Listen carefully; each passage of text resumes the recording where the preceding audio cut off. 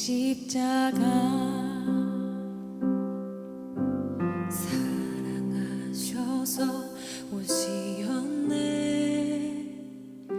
말씀하신 대로 본이 되신 예수 얼마나 아프실까. 갈보리 언덕 그 십자가 피 흘림 없이 이룰 수 없네. 고난 받은 이유 없으신 주 순종하셨네. 그 십자가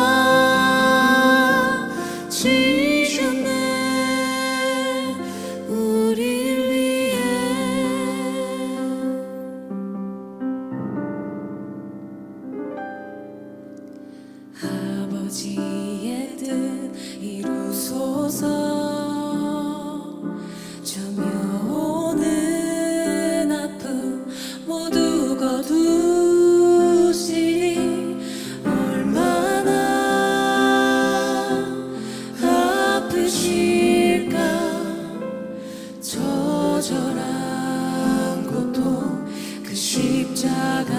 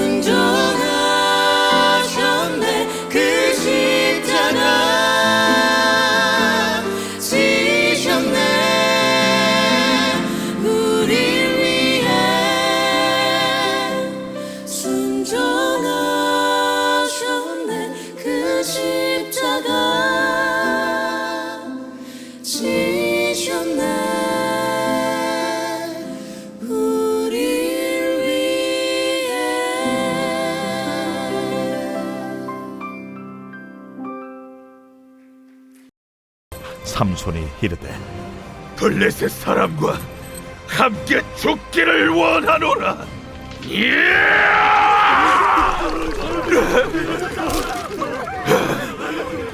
하고 힘을 다하여 몸을 굽히니 그 집이 곧 무너져 그 안에 있는 모든 방백들과 온 백성에게 덮이니 삼손이 죽을 때에 죽인 자가 살았을 때에 죽인 자보다 더욱 많았더라. 사순절 새벽, 우리는 하나님 앞에서 자신의 삶을 돌아보는 시간을 가집니다. 본문에서 주인공 삼손은 하나님께 큰 능력을 받았죠. 그렇지만 그는 불순종과 방종으로 인해 하나님으로부터 가장 멀어졌으며 또 가장 낮은 자리까지 떨어졌습니다. 그러나 그의 이야기는 단순한 실패로 끝나지 않습니다. 삼손이 다시 하나님을 찾고 순종했을 때 하나님은 그를 통해 크신 일을 이루셨습니다. 그 일을 오늘 본문을 통해 세 가지로 한번 다시 보면서 우리가 하나님과 멀어졌다고 느꼈을 때 우리는 어떻게 해야 될 것인가 깨닫는 오늘이 되길 바랍니다. 첫 번째, 불순종이 가져오는 결과는 분명히 있습니다. 삼손은 나실인으로 구별되었습니다. 그리고 그렇게 자랐죠. 하나님께서 그에게 엄청난 힘을 주셨고 그는 이를 통해 이스라엘을 블레셋의 압제에서 구원할 사명을 받은 사사였습니다.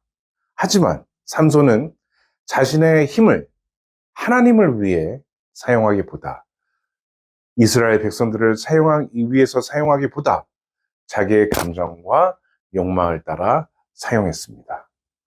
블레셋 여인과의 문제로 시작된 그 문제들은 그 갈등들은 결국 복수의 악순환을 낳았죠. 삼손은 감정적으로 행동하게 됐습니다. 그래서 무모한 싸움을 반복했고요. 그러던 중 들릴라의 유혹에 빠져 자신의 힘을 관련된 그 비밀을 알려주게 되었죠. 결국 블레셋 사람들에게 붙잡혀서 두 눈이 뽑힌 채 그렇게 끌려가고 말았습니다. 성경은 이 장면을 이렇게 표현합니다. 여호와께서 이미 자기를 떠나신 줄을 깨닫지 못하였더라. 삼손은 자신의 힘을 너무 과신했기 때문에 결국 하나님을 떠나신 것도 알지 못한 채 무너졌습니다. 오만함이었습니다.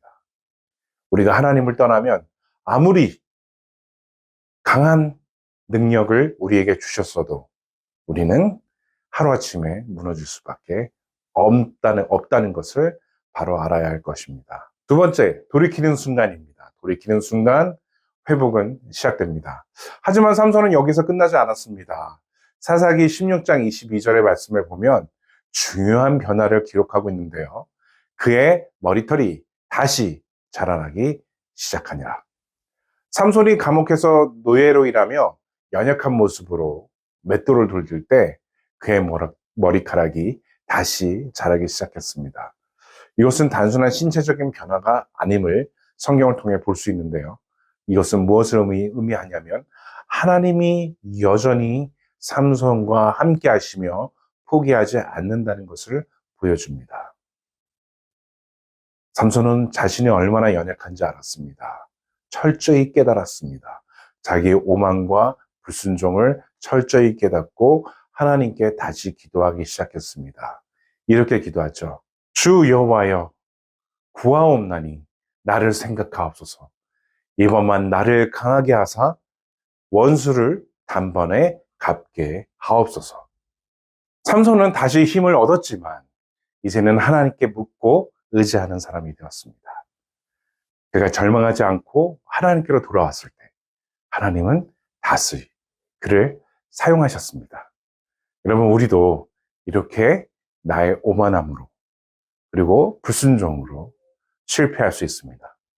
하지만 그 순간이 끝이 아니면 우리는 기억해야 합니다. 그때가 곧 하나님께로 돌이킬 때입니다.